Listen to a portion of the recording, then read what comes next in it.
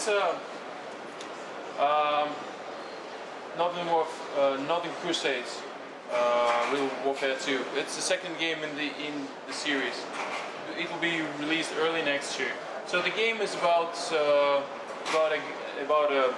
warlord, Teutonic warlord who was for something sent away from Palestine from the main crusade, and he went to the medieval Europe for the Northern Crusade. So that's the map of the medieval Europe. The first game was just a recreation of the battles that were historically recreation of the battles which Alexander Nevsky actually took place in, participated in and won. Here we have a distinctive feature is that we have a huge map, strategic map, a little bit of sandbox type, because you got the commands from the upper level warlords, but you can simply not fulfill them immediately.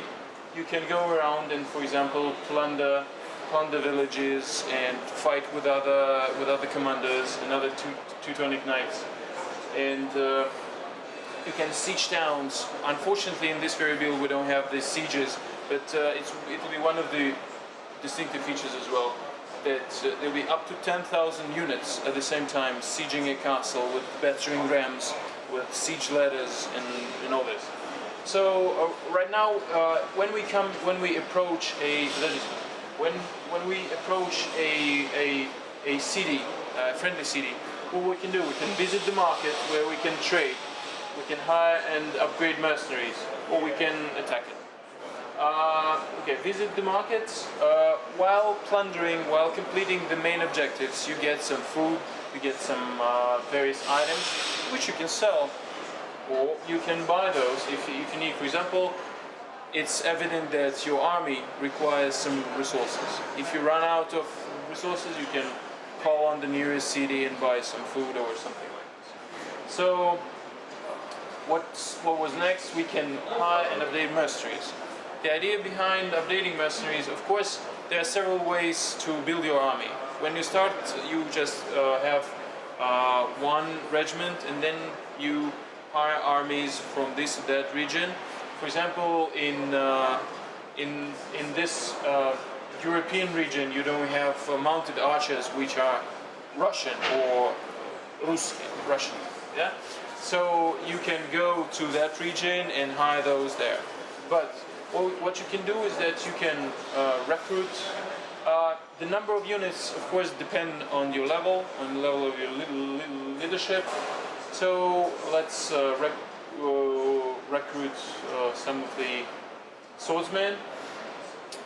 What we can do, or we okay. Once again, there are several strategies. You can upgrade your units, or you can hire already upgraded units. It depends on the amount of money that you have, the number of resources, etc. So if we want to upgrade a unit, can we upgrade the unit? Yep. Okay, so we have a regular footman.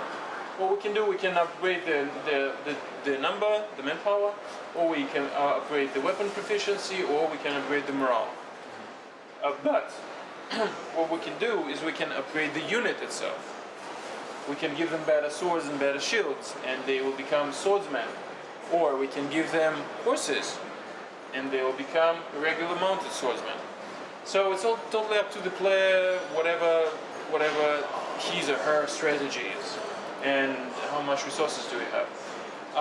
Another thing is that you, as a commander, have your own skills and your own skill points. Each of the units, upon completing this or that battle, receives their own experience points. You, as a commander, also receive the skill points, which you can distribute among your skill point trees, so to say. For example, you can use it for Glorious Warlord skill, which gives you the ability to buy units cheaper at other cities, etc.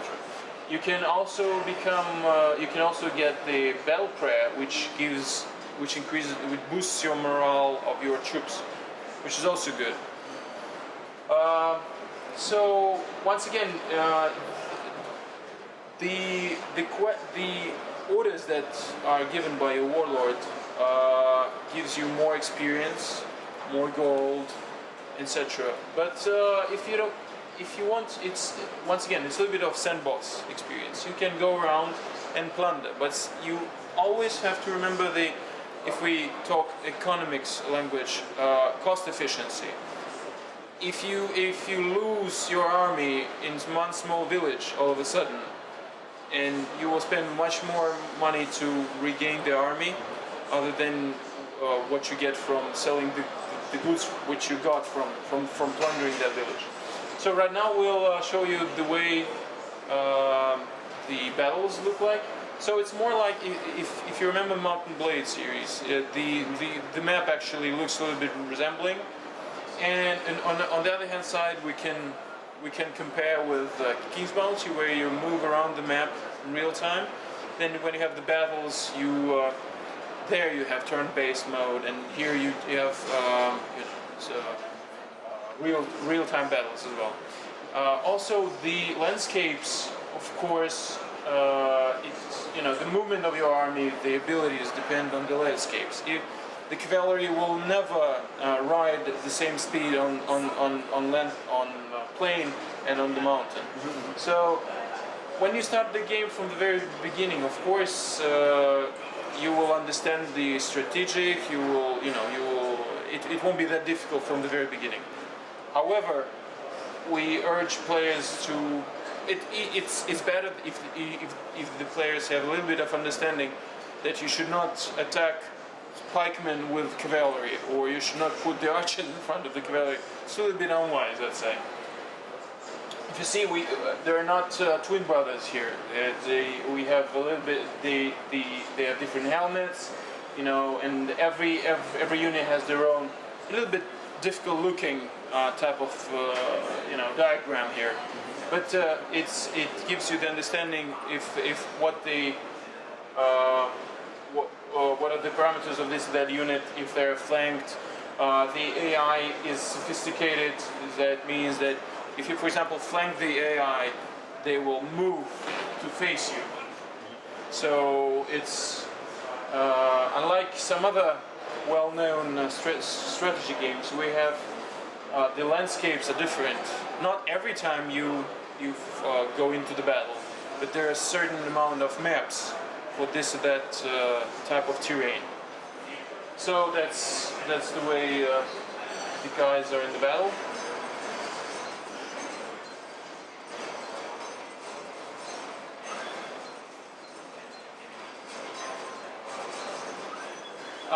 The game will be released alongside with the. So we are.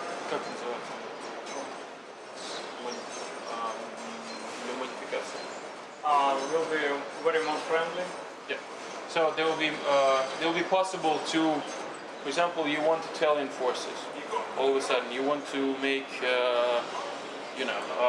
like additional Italian army. There will be lots of helmets, lots of armor. You just have to paint those, and there you go. You can change. Actually, it will be a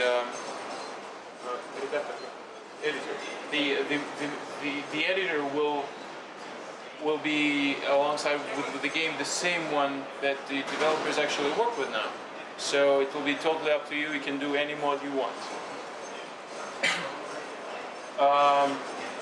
As for the historical accuracy, the map is historical. We tried to recreate the entire map of medieval Europe, somewhere around 13th, 14th century.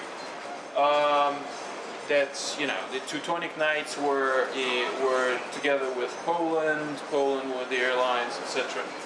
The battles themselves, you might find some analogs in history, but they're not very much historically accurate. But that was not the goal. We had the previous game with really historically accurate battles. This one is more about once again, we wanted to change the experience of the players with the strategic map and the battles. So, if you have any questions?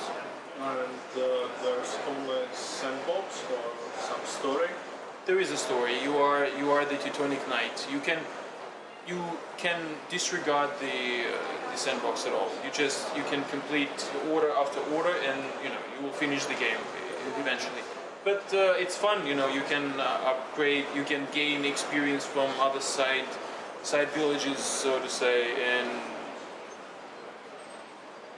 of course it's story based.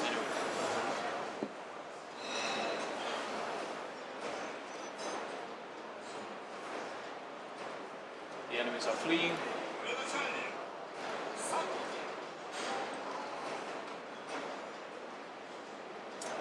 If you don't have any questions, we'll move on. Okay. Давай тогда комментируй, пожалуйста, сначала, потом вопрос.